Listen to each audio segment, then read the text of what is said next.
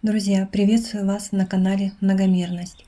Сегодня хочу рассказать немного о внеземных цивилизациях, как за пределами нашей планеты, так и на ней самой, то есть среди нас. Хочу к этому еще добавить, что вся информация не является истиной первой инстанции и никого ни к чему не обязывает. Что еще хотела добавить, когда я собрала этот ролик и стала его обрабатывать, у меня опять произошел сбой, где у меня просто программа не брала этот ролик на обработку. Я и перезагрузила свой телефон, и заново эту программу бесполезно. Я не могла этот ролик обрабатывать. Возможно, там есть что-то, что не хотелось бы, чтобы об этом знали кому-то. Поэтому буду благодарна за ваши лайки под этим роликом. Многие заметили в последние 2 года, что не только Солнце, но и Луна меняет место восхода, захода, причем по всему небосводу. Я, по крайней мере, так наблюдаю. 2 ролика о Луне, ссылка в описании. И ее внешний вид. Если изменить спектр света, видно невидимое и очень напоминает корабль. Эту Луну я снимала в прошлом году, и есть ролик, и еще несколько лун, а также полумесяц в этом году. Перемещаются даже иногда за ночь в одну-другую сторону, а потом обратно. Смещается не только измерение и ось планеты, но и наши светила в кавычках. Это фото Солнца. Луна, ее правильное название, это искусственный спутник, и установили его самая развитая цивилизация путешественников на то время альфа-драконийцы, Драко. Их кораблями были выдолблены луны, они оснащали их двигателями и перемещались. Нам же, землянам, эта Луна была во вред, которая создавала высокую гравитацию для нас, вызывая боли в спине и сколиоз из-за гравитационного поля Луны. Также цунами на планете и погодные условия. Так не было запланировано, но так получилось. Наши биологические часы раньше синхронизовались с Марсом, а не с Луной или даже Землей, но потом нам пришлось подстраиваться. На Луне есть колонии и инопланетные базы. Луна внутри пустая. Был такой момент, когда она звенела как колокол. Наверное, помните, об этом писали и говорили. Луной управляет лунная полиция, и они не все инопланетные, есть и люди. То есть нам не все рассказывают. Также метеориты – это часто космические корабли, не всегда, но выдающие себя за небесные тела. Также и метеорит в Челябинске. Или же вносится новая форма жизни – кот. На парад планет на юге Германии был зафиксирован такой объект. Ануннаки. Они находятся под землей. Из-за гаммы радиации подземные цивилизации тоже мутировали. Кто такие ануннаки? Это тоже рептилоидная раса, шумеро-аккадская цивилизация. Ранее они не имели рептилоидной черты, и их планета Нибиру. Болезни, которые сейчас проявляются, особенно у проводников, это не только потому, что они экстерном дорабатывают, набирают и трансформируют, но и идет конфронтации вложенных в нас генов. Изначально их было 3 расы – ануннаков, рептилоидов, драконийцев. Потом добавились еще другие цивилизации, которые нас и курируют на данный момент, но их ДНК еще не активна, но мы стали развиваться. Сейчас мы состоим из 22 рас, и все они наши предки, и мы можем с ними сонастраиваться, если научитесь, как это делают контактеры, что в принципе уже почти норма. И если человек все больше развивается духовно, происходит несовместимость с низкочастотными генами в нем, и человек или агрессирует, деградирует и болеет, или он быстро открывает новые вибрации и доступ к своей 4-й нити ДНК, тем самым переходя под управление других структур, переживая трансформацию тела. Это выглядит как болезнь или боли. Рептилоиды с человеческой системой не работают. Они работают с фантомами или синтами в финансовой сфере и политической в основном. И то только через систему искусственного интеллекта, то есть программы. Цивилизация рептилоидов находится в созвездии гончих псов. Они управляют астральным планом. Потому, когда после смерти душа проходит астральный план, там происходит отбор по вибрациям. Отсюда не все видят низких сущностей или там застревают. А для тех, кто там завис, помощь людей для них через молитву и об умершем либо хорошо, либо ничего, потому что всякое недоброе слово, сказанное ему после развоплощения, утяжеляет его участь, и живущие могут ему помочь. Сделаю отдельный ролик. Рептилоиды любят пустыни, любые королевства – это тоже цивилизации рептилоидов. Сколько цивилизаций, столько и мирозданий, и их вариантов. Великаны – цивилизация Орион, они строили пирамиды. Лемурия – это территории Бали, Гавайи, Мальдивы, остров Пасхи, Новая Зеландия, Атлантида, Египет – это цивилизации Плеяд. Цивилизация Сириус – Испанские острова, новые технологии, искусственный интеллект – это тоже их вклад. Мы тоже проходили воплощение рептилиями, а не только содержим их гены. Но мы по заложенным в нас генах проходили и другие цивилизационные воплощения программы. Мне снился сон, это было лет 16 назад, и ответ на него я нашла лет через 5. И тогда я узнала, что одной из моих прародителей была цивилизация Плеяд. Это птицеподобная и рептильная, ящерноподобная цивилизация. Они селились в Египте и Южной и Северной Америке. Хоть и тогда с цивилизацией еще не общалась, но они всегда были в поле видимости с самого детства. Много роликов я выкладывала в том году, вижу и снимаю их до сих пор. А это фото ночью из окна я сделала на день парада планет в августе.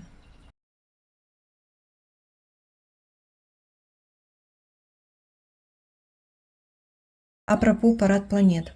Парад планет связан новой ориентировкой нашего сознания. Нам предстоит увидеть еще 4 таких события до конца 2025 года. 2 мы прошли, следующее будет 18 января 2025 года и 28 февраля 2025 года, 11 апреля и 29 августа 2025 года. 28 февраля будет очень редкий парад планет Сатурна, Меркурия, Нептуна, Венеры, Урана, Юпитера и Марса. А 11 апреля будет малый парад с Меркурием, Ураном, Венерой и Марсом. Сейчас запустился новый проект на многомерное сознание, который должно быть активировано очень быстро для 4D поля. А измерение – это некая ментальная сфера. Родинки и родимые пятна – отметки цивилизационных систем, которые с нами работают по ночам. Я получила еще в 2 местах пояса Ориона, теперь у меня их 3. Может, кто видел сериал «Задача 3 тел». Так как расстояние в космическом пространстве слишком большое для сообщений между цивилизациями и землянами, одна из цивилизаций, их ученые, взяли протон, сделали его размером с планету и создали в нем суперкомпьютер искусственного интеллекта.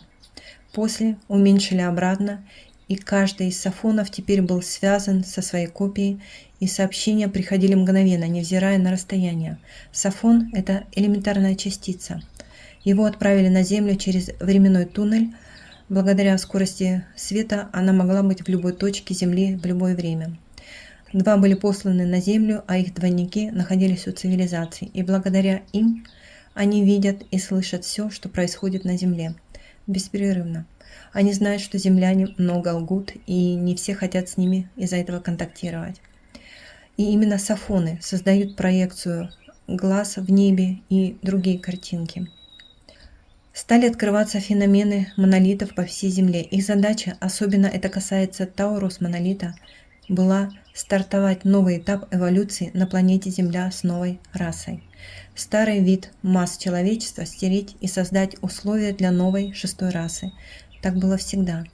Но через контакт с человечеством наш мозг был заново измерен, оценен, и чудо нас стали выводить на долголетие, чтобы дать больше времени для эволюции. Есть фильм, который так и называется «Торус» или «Монолит». Между расовыми системами и звездными заключались договоры. Наиболее развитые звездные расы – это Альфа, Драко, Орион и Лира системы Вега. Кротовые норы — это туннели в нашей галактике. Фильм «Звездные врата». По ним можно в мгновение попасть в другую галактику. Туннель сфокусирован во времени, чем пользуются цивилизации и Андромеда в том числе. Когда галактика расширяется, то туннели могут разрываться. Из 17 туннелей функционирует всего несколько. Сложная экономическая система — это О2 биосфера, как наша, и их мало – Земля, Марс, Уран. Первая, полная биосфера, называлась Эдем.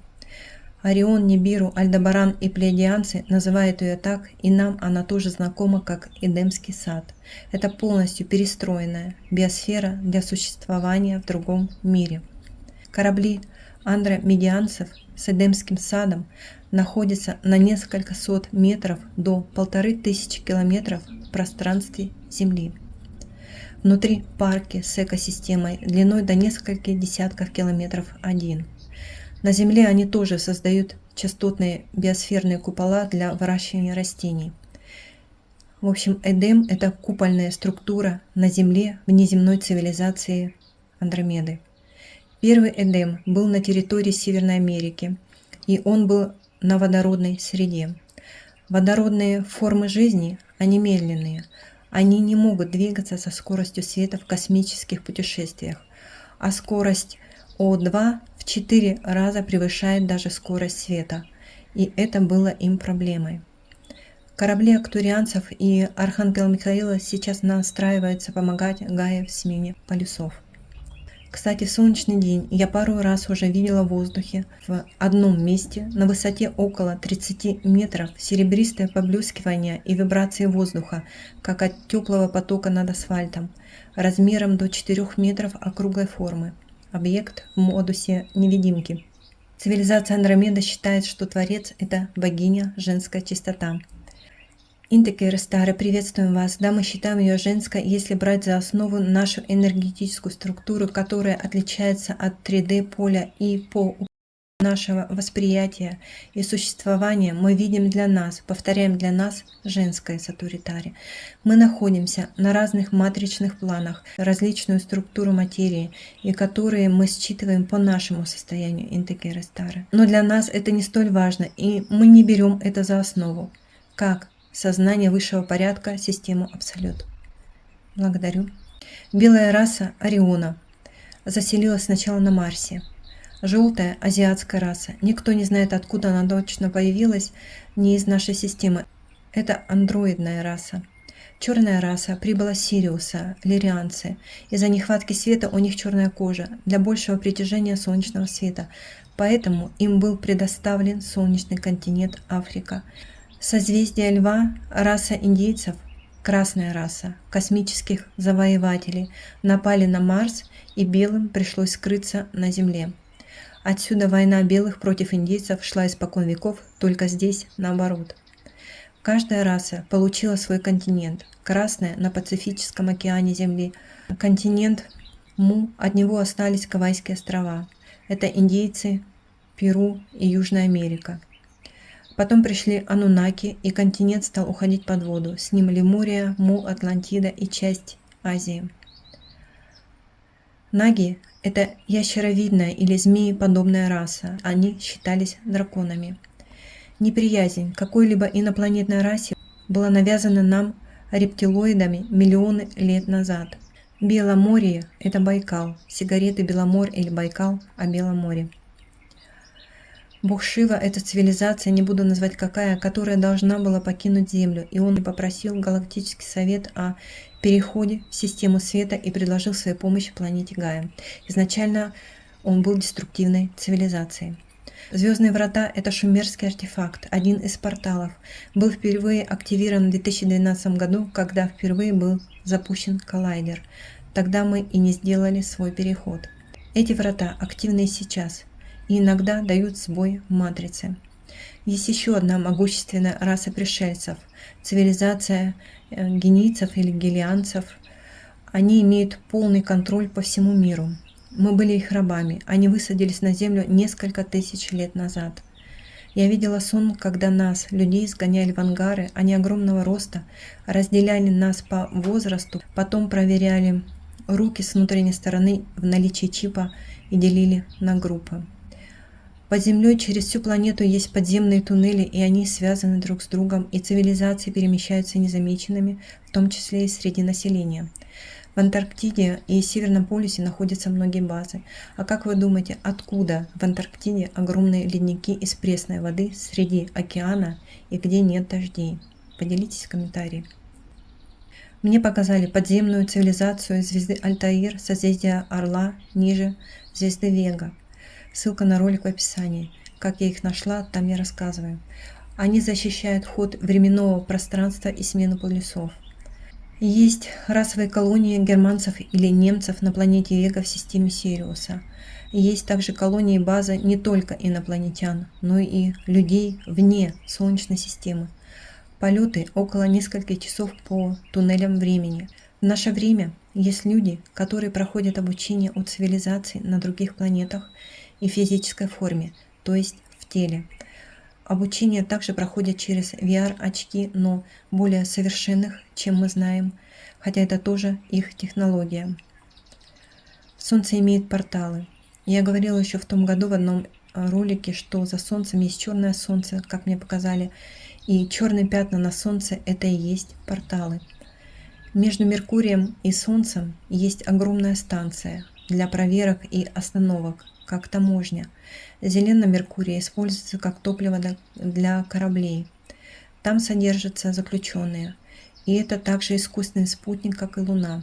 Есть, кстати, много фильмов на тему путешествий по галактике. Один из них – «Стражи галактики». Также есть станции между Меркурием и Венерой и города в облаках, что показывают в фильмах – это Венера. Под землей находятся лирианцы и плеядианцы, высокие белые, как Тор. На Венере цивилизация Центурион, они потомки нордиков. После всех этих знаний приходишь к выводу: Земля и наше время – это рай во Вселенной. Телепатия, телекинез, телепортация – обычная форма коммуникации во Вселенной.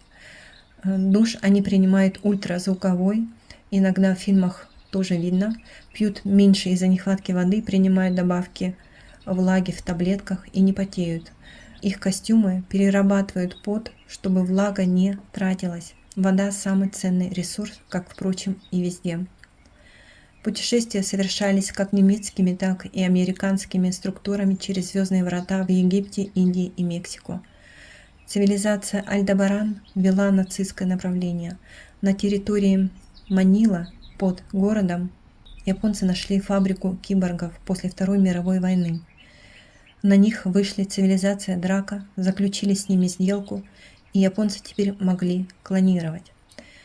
Хочу заметить, что я всего лишь пару раз видела японок и китаянок беременными.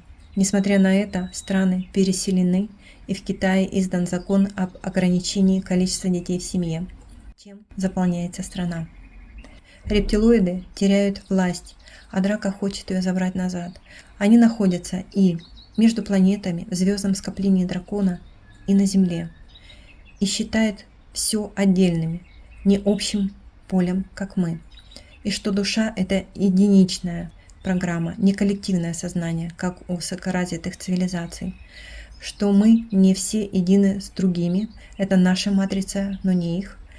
Бога нет, но есть абсолют, его они признают, Земля всегда завоевывается, и войны там, где порталы.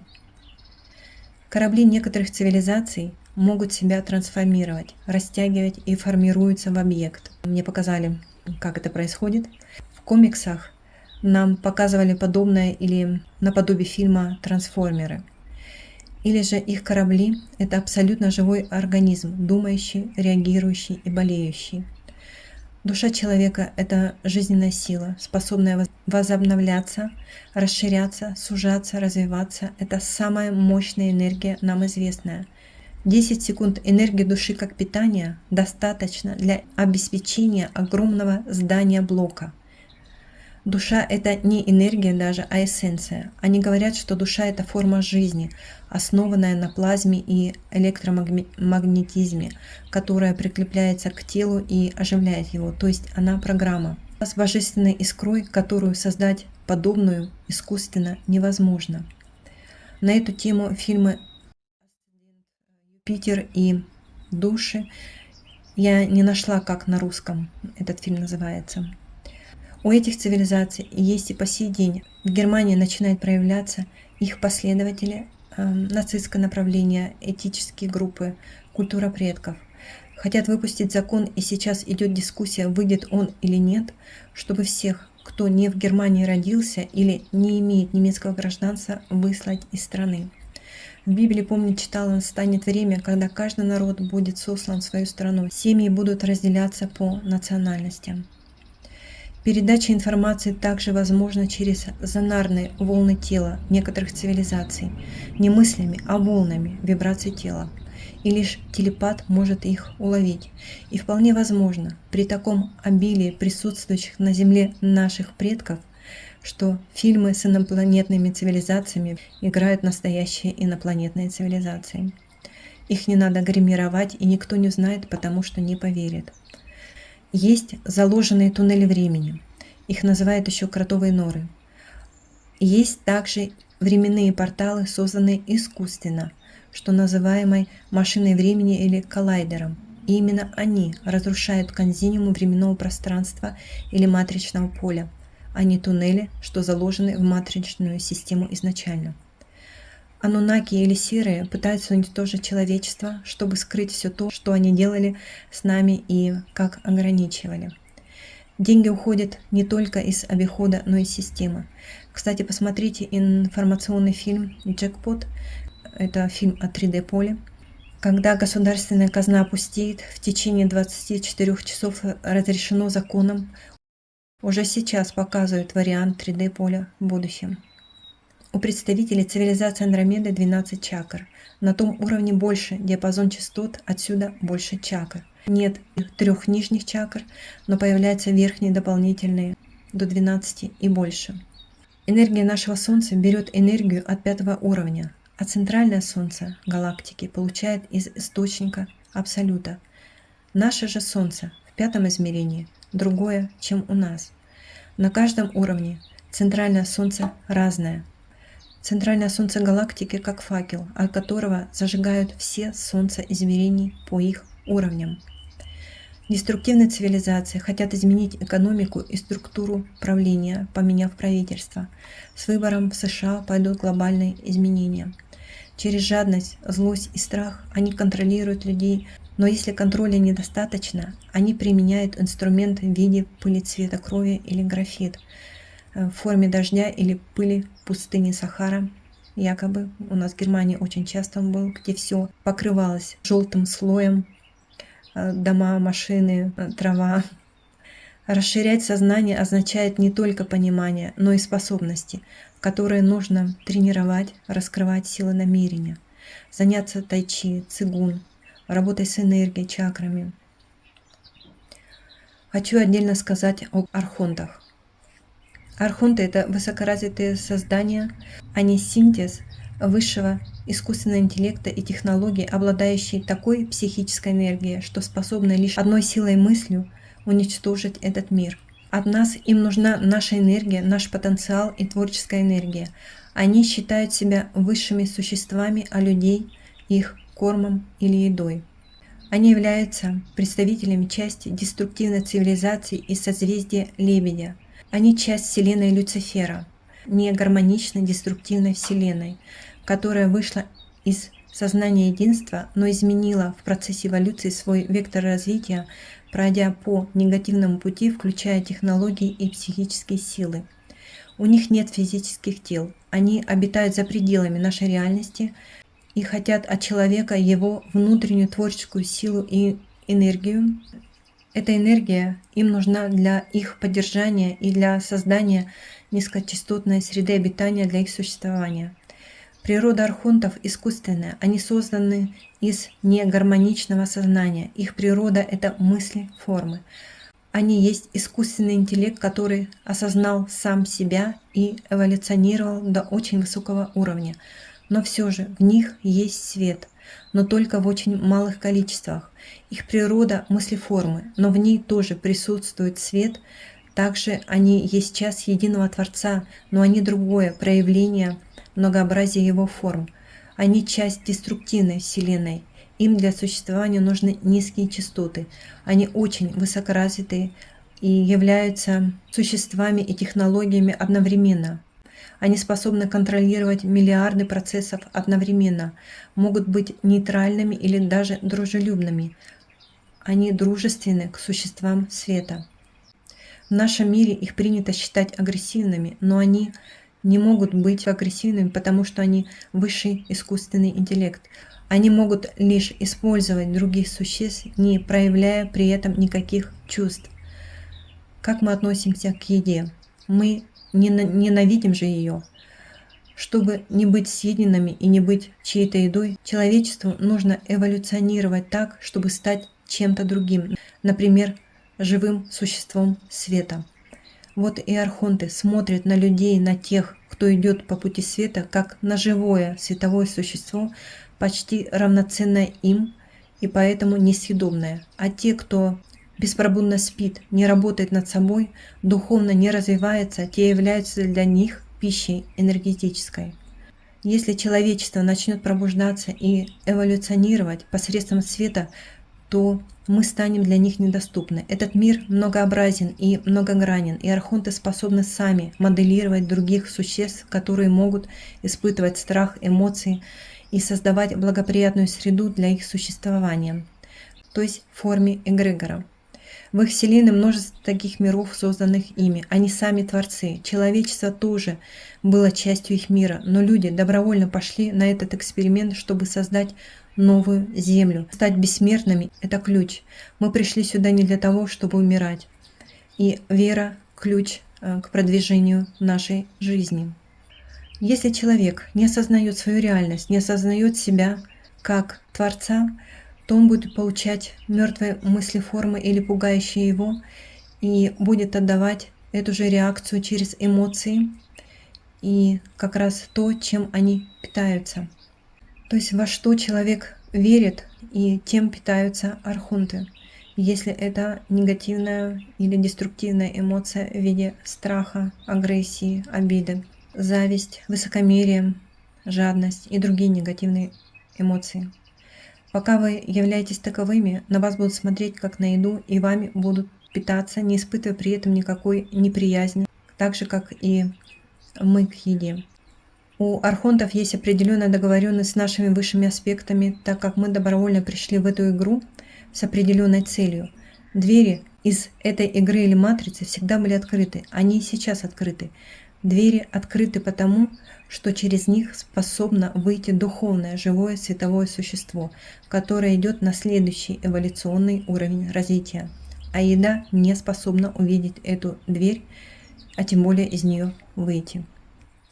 В сентябре будет два феномена смещения реальности и открытие большого портала на солнцестояние.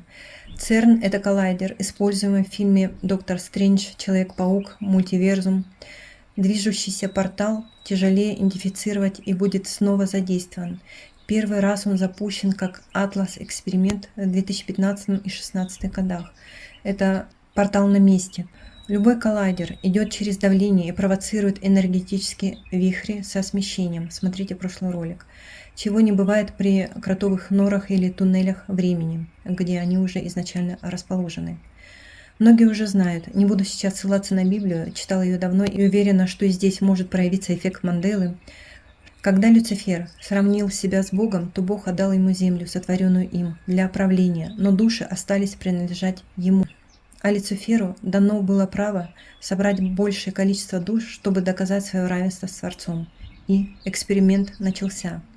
То есть люди по свободной воле должны были выбрать чью-то сторону, но не делая выбор сознательно в сторону Творца, о чем я очень часто говорю, они, того не ведая, остаются с Люцифером или с деструктивной стороной, если вибрация у них занижена, так как Земля принадлежит ему, а о Боге нужно было вспомнить.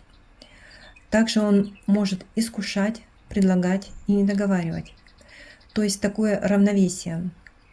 У Люцифера планета и сбор душ по ее добровольному выбору, даже нечаянным словом.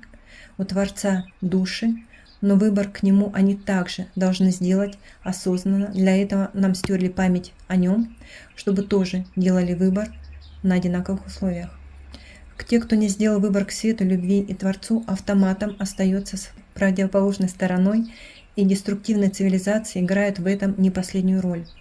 Но молчаливая наполненность, мысли и действия, и развитие или деградация будут приниматься к сведению для тех, кто выбор не сделал по неверию, но не делал и деструктива или вреда, что перевесит. Кстати, старый, с юмором и познавательный фильм о том, что происходит после смерти, фильм «Защищая твою жизнь». Кому будет интересно. Бог и Матрица неотделимы, Он в ней присутствует. И в нас, как программа, дух энергии, как сознание. Это нюансы одной сути, не играет роли. Главное, нужно сделать свой выбор. То есть наша зеркальная матрица, есть еще и другие ее разновидности, и также во Вселенной Люцифера. Это и есть соединение или разделение, к которому мы готовимся, потому что срок этого эксперимента истек. И тогда решится, в каком направлении будет идти развитие Гаи или нашей Вселенной, какое количество душ наберет перевес. Наша задача своим выбором соединиться с Творцом и перейти на божественную структуру, на высокие вибрации и дальнейшие уровни, совершенствуясь в свете. И время раскрытия сердечной чакры – это завершающий этап перед распределением.